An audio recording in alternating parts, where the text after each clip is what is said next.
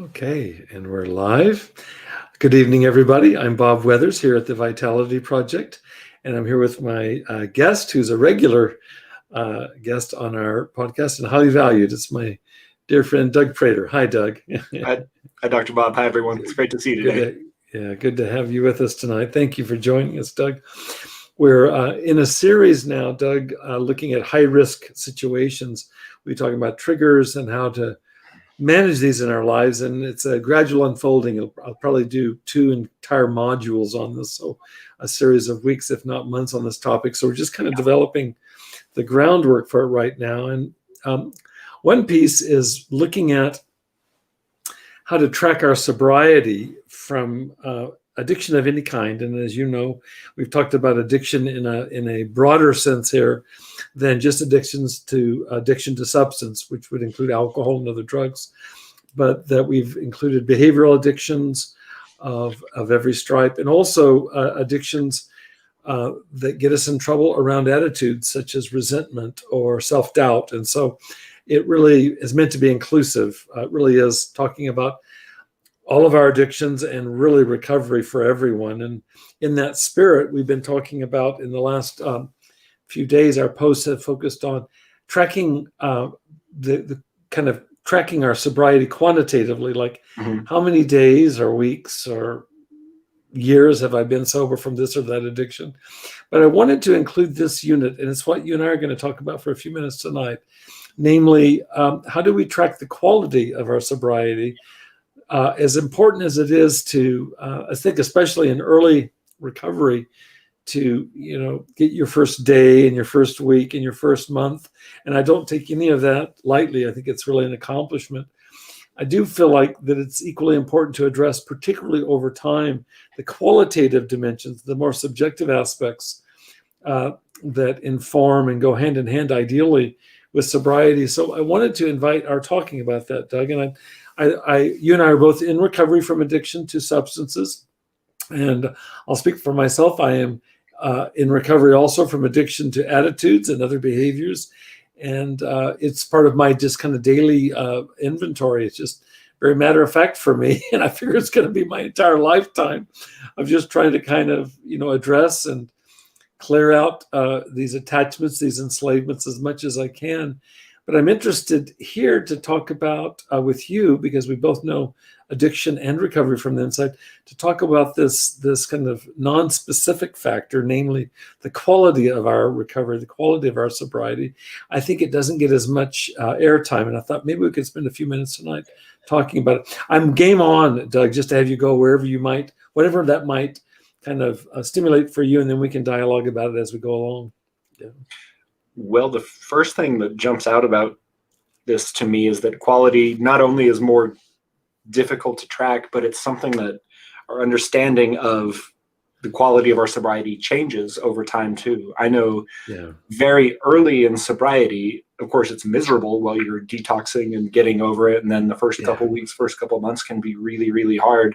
And one will get to a point where you say, hey, I'm feeling pretty good now. It's not like it was in those first couple weeks. I'm feeling a lot better, but it's not necessarily an accurate reflection of what a good quality sobriety will feel like later as things in your life continue to improve.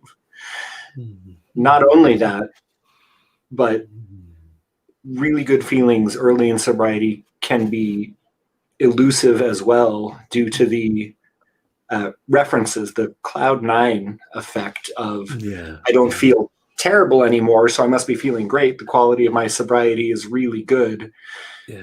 But then life happens, triggers happen, things that we maybe even hadn't identified, things that don't make our easy list of these are triggers that sneak up on you, and you say, gee, maybe the quality of my sobriety then when I felt so great wasn't as good as I thought it was. Maybe the sobriety wasn't as resilient as I thought it was, and there's a lot that evolves over time.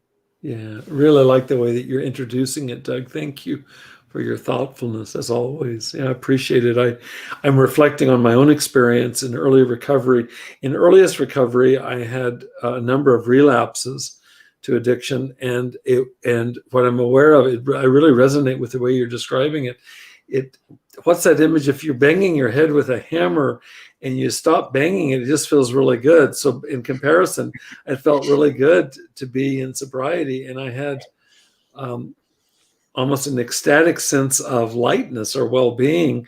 And then I'd run into one of these potholes, what you just described as a trigger, some event inside or outside, and I'd relapse, and then I'd feel just awful again. So there was this very much of this kind of roller coaster experience early on of bliss, despair, bliss, despair. And so really, that feels accurate to me, is that the quality shifts over time. I'd love to hear you talk into that more if you're willing. Yeah.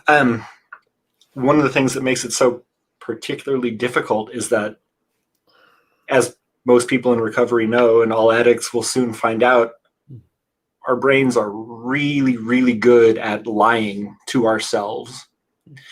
And that's a factor because we have this subjective experience that you were just talking about of ping-ponging back and forth between having a really good day and maybe a really bad day, and then back and forth. And while we're taking these qualitative assessments of how good we feel on any given day, we have to understand that it's not necessarily indicative of how well we're doing overall. Those day-to-day subjective experiences aren't necessarily the truth, either for better or for worse, of how our recovery is going. And so even qualitatively, it makes sense to look at other factors, our consistency, the steps we're taking for our recovery, the things we're doing to repair our lives and our relationships and our maybe legal or employment financial situation, or whatever the case may be. We can look at the progress of those things as a measure of quality, and not necessarily just the subjective, I felt good or not today. Yeah, really like what you're talking into, and you're taking it a direction that I wouldn't have anticipated. So I'm all the more appreciative. I think we've talked about it here before, but I know I've talked about it in some posts here on Vitality Project, but it feels like it's something that you and I might have talked about. Freud referred to Freud. Sigmund Freud was the father of modern psychotherapy, specifically psychoanalysis, and he referred to what he called a transference cure. Some people venerated Dr. Freud, and they'd come to Vienna to work with him, and they'd just see him and they'd get better. Just really kind of transmission of mind. And he didn't have much confidence in it. He called it a transference cure. People would transfer onto him whatever they idealized, and they would feel better, and their symptoms would remit. Let's say some kind of neurotic symptom like a fear or some other kind of limiting symptom, but it wouldn't last. It wouldn't endure because there wasn't a solid foundation for it. It makes me think of my early experiences in recovery. I was guilty of this, so I can speak of myself. I also observed it around me. So I was involved in various self-help support groups of various persuasions, and I'd go in, and one of the things that characterized at least some interactions, somebody would say, "How are you doing, Doug?" Or let's say you would ask me, "How are you doing, Bob?" And I go, "Oh, just great, never better." But after that's repeated any number of times, you start questioning whether it's really valid. Is that for reals?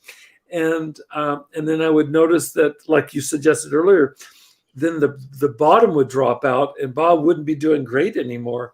And so I feel like that there can be almost a culture of transference cure that can evolve. I've also experienced this in religious settings, where it's like to be a good believing whatever the religion is, that you have to always be up and wonderful and all of that kind of stuff. And I've come to question that across the years for myself, and I've been guilty of it. So I want to be really careful about not being a hypocrite with it. It doesn't go deep enough to get us through the dark nights. And in fact, another piece that came up as I was listening to you is that a good bit of the work that you and I both value, we've talked about it together, we've talked about it here, is doing shadow work, which is working on the things that make us sick to our stomach and we don't want anybody to see them. There's no way that you can do that work with integrity and be having a great day. It, by definition, is hard flipping work. And so I think I bypassed that early in my recovery and came to realize over time that if I was going to sustain sobriety and any kind of success, I was going to have to do this digging down into the mud And that was not going to make for a happy Bobby. Well, as human beings generally, and especially as addicts, and I think this is more true now in the 21st century than ever it has been, but it really spans the duration of our existence as humans, is that we have gotten used to these experiences of very pleasurable highs and associating those good feelings with doing well, and then miserable lows and associating that with doing bad. But that's not necessarily an indicator of what's going on either. And one of the things that was critical for me is learning to even out, and the lack of high states is not an indicator that I'm not doing well. It's actually a sign of improvement, that things are a lot more level now and consistent, and making progress in that way. I also doing shadow work does not feel good, and that's how organisms grow. The concept of hormesis in living organisms is where what is the term? Hormesis. Oh boy, I missed school the day they taught that. What is the idea that there's some kind of a painful or unpleasant stimulus that takes you down below the baseline, and the response effect of that shoots you back up higher.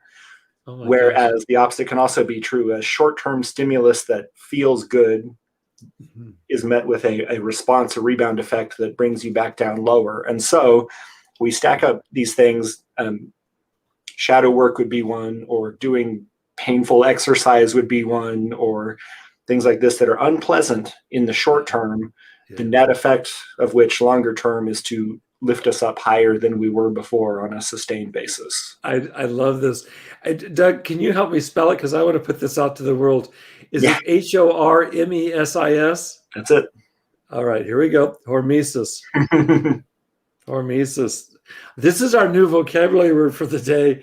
And this is like vocabulary of the soul. It's beautiful. I really, really appreciate that. To know that there's a term for that in biology.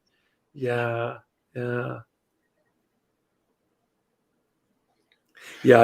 evokes several associations for me. I really, really like that, hormesis. I want to look this up later, so I'm going to write myself a real quick note. I am completely a geek about such matters. I don't know if it makes me a geek, or is it a geek or a nerd? Yeah. I think the answer is yes. Yes. That likes to look these words up and I love what they point towards. It's beautiful. It's beautiful. And in this case, there's a I think this is implied in what you're saying, is that it's like working out physically, and in this case working out psychologically or spiritually. There's a long-term goal that I have when I do shadow work. I am desirous of a certain kind of peace of mind or happiness. The words don't matter so much, but it's going to require digging deeper. The image that comes to my mind is an odd image, and it's a bit tragic right now because it's up in the news with Tiger Woods having had this tragic car accident recently, and he's had a rough time. But there's something about his story, and I'm not a golfer. When I read about his reconstructing his swing some years ago, he felt like he'd reached a level which was a very high level. But in order to get to the next level, he was going to have to deconstruct his golf swing to bring it to another level. I think why it stuck with me, I'm not a golfer, I'm not a close fan of Tiger Woods. I just read it somewhere in the news, and it struck me kind of in the spirit of hormesis that's the way it goes. It's like I have to be willing to dig deeper if I want to, if I want more, it's going to require increasing depth, and that depth's going to be, at least in a psychological vein, it's going to be probably exposing myself to stuff that it's places I haven't traveled before, and they're the places that may scare me or that I may have felt ashamed of, and so on. But the intuition, like with Tiger Woods' golf swing, is that I've got to break down the current status quo if I want to grow, and sometimes that happens involuntarily. For me, hitting bottom in addiction was a big wake-up call. But in recovery, it's been interesting to choose for that. And there's a way I do that every day in my forgiveness practice. It's like going into an unpleasant place that hurts in order to find compassion, both for others as well as for myself. And it's a discipline I want to engage in every morning and typically do. So anyway, lots of associations to Hormesis. Alexis says, thank you for teaching her and me, Alexis, a new word. that is a great word. Yeah. Is there more, Doug, that comes to your mind? Yeah. Well, it applies in the short term to compensate for recovery, immediate recovery from the bad feelings that we're experiencing or the difficulty that we're experiencing or whatever it is. Our body wants to bring us back to homeostasis. And so in the short term, you produce more neurochemicals and good feelings to feel good about the work you just did. And then, of course, the longer term value of that is clearing out your garbage when it comes to doing shadow work in particular. Or if we're rebuilding our bodies and our neurochemistry physically, we do these difficult things. It doesn't feel good in the moment. We rebuild ourselves. So I would, in assessing the quality of recovery, look at the consistency of the work we're doing and our level of willingness to dig in and do the things that we know are better for us in the long term versus necessarily feeling good on any given day, because there's a lot that we have to face when we're repairing our life in all these different areas, our relationships with friends, families, partners, our legal situation, employment situation, whatever the case may be for each of us. Facing those things does not feel good. And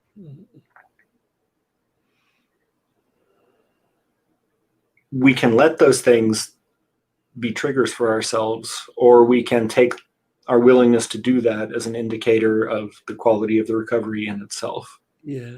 You're reminding me, Doug, of I met earlier today with a coaching client online, and I loved what he said. He said that he's come to use his morning practices, which are around recovery, including going to an online recovery-oriented meeting at a very early hour every day. He uses that to kind of track a couple of things. When he doesn't do that, and he says for no good reason, when he doesn't engage in his recovery practices and there's no good reason for it, he uses that as an index of, let's just see what's going on for me that I blew that off today. So he uses it as kind of a reality check, it seems like to me. So that was on the one hand, but there was another piece, and you just reminded me of it, is that he looks back across the day as if he's looking for something to feel good about, he's concretely engaging in these practices, whether it's exercise or a recovery group or his own meditation time. He looks at these as an index of what he has done. So he's able to, psychology calls it self-efficacy. He's able to look at his competence in these areas, and these areas matter a lot to him because they pertain to recovery, and they're not necessarily pleasant. It's really implied in what you're saying. Getting up at the crack of dawn is not necessarily pleasant. It isn't for him. Exercising brings its pains, as you well know, as well as its benefits. And certainly meditation isn't always a groovy thing. Right. And journaling and self-inventory, all those things. And there's a way that he's turned that into a positive, even though it's unpleasant, because his goal is on the horizon. His North Star is his health and his well-being. Right. And this is a way of tracking his progress. So it's, what he and I talked about, Doug, is that I've had clients say to me, they've said, gosh, that sounds so doggone burdensome, Bob. When they'll ask me, what are some things that you do, Bob? Or they'll hear what other people do, and they'll go, whoa, I didn't sign on for this. It's like I'm going to have to work my butt off for the rest of my life. And I shared with the client today, and this is what I'll also share with other individuals that will bring it up, is that it doesn't feel burdensome to me, because even though it's work, I really like how I feel when I keep the system cleared out, whether it's physically or psychologically, spiritually, relationally, all of those things. If I keep my system kind of in tune, I like how that feels. Is it work? Yeah. Is it a means to an end? The end is satisfaction inside my own skin. And so it doesn't feel burdensome to me. I actually feel liberated from the burdens of what it felt like to have no access to feeling better. And that was characteristic of my addiction. And it's kind of non-optional for me now, is how I think about it. In recovery, if I really want to sustain this good feeling in the years that I have left on this planet, I feel like I'm on a path that really is its own reward. And it can take some time to get there to the place where these practices feel good and we're cleared out and we have something to maintain and continue to grow from, that the trouble, the burden of doing it is worth it because of the good feelings we get after it. Doesn't necessarily start that way. It gets there more quickly than I ever would have thought, but it doesn't necessarily start there. And so I think for myself, at least, willingness to do it was an important metric of the quality of my sobriety in the beginning.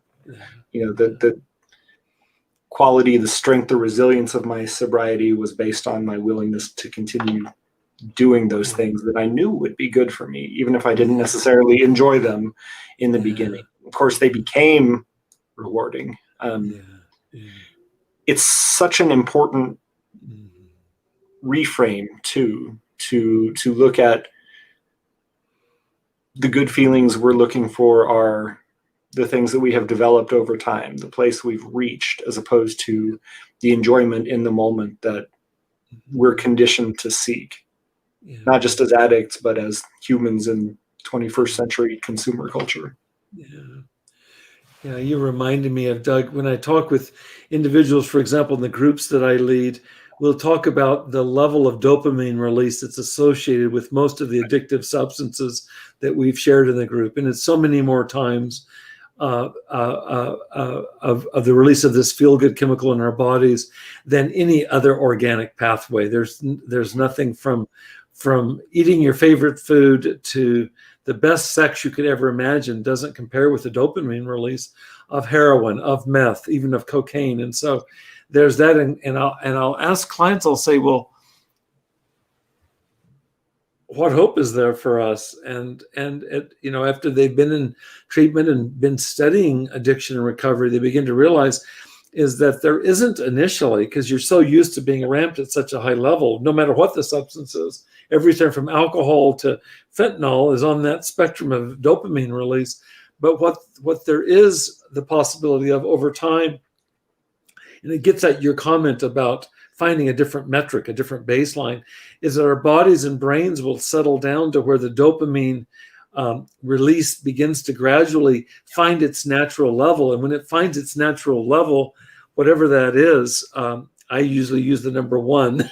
It's just like the baseline of 1 is that in early recovery, anything other than my substance is a downtick in my dopamine release. And it takes as long as it takes, and it can be months, and occasionally it can take even longer than that, to get to where anything that I enjoy represents an uptick. If my baseline is at a 1, if my baseline is at a 12, like with methamphetamine, there's nothing that will not be a downtick. And so it's like, can we be satisfied with doing the work that's necessary, getting our bodies, getting our souls kind of tuned, regulated again, to where we can enjoy things? And I do know that for me, I love Eckhart Tolle's definition of joy.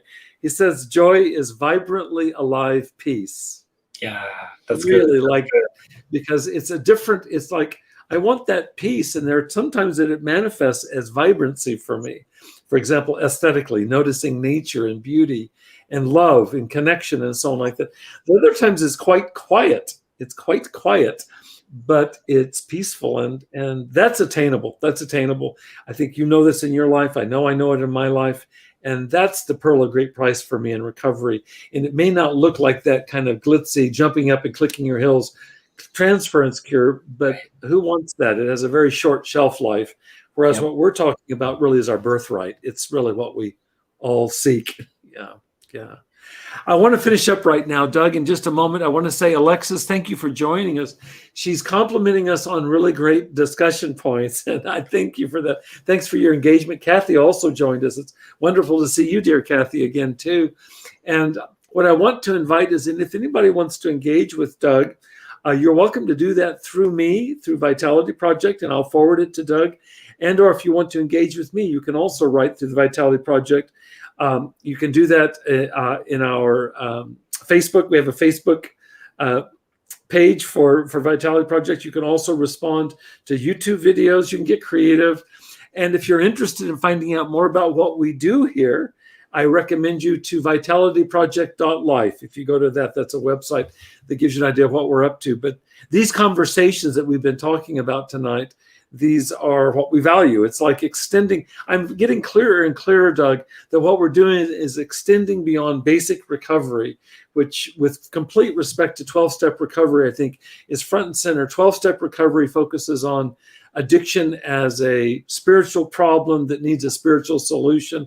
I fully agree with that, but I feel like that's partial. And I'm going to go on record to say I feel like that's partial. My background's in psychology, so how can I ignore that? You and I both care a lot about psychological issues as well as spirituality in the broadest sense to be inclusive of all spiritual forms, as well as the biology, the physicality, addressing our bodies. And we're really committed to body, mind, spirit, soul, and shadow here. And I'm now out with that. So if you're interested in that, come back and join Doug and me in a couple of weeks. We'll be back here. And come look at Vitality Project. We'd love to have you. Let's see. Oh, yeah. Somebody wrote me, that probably is my partner. I think that's my partner. And yes, I am comfortable with you joining us. And thank you, Kathy, for affirming the Pearly Grape Prize. Thank you, Douglas. I really appreciate all your contributions. Be well, my friend. Okay. Take good care. Okay. Good night. Bye-bye.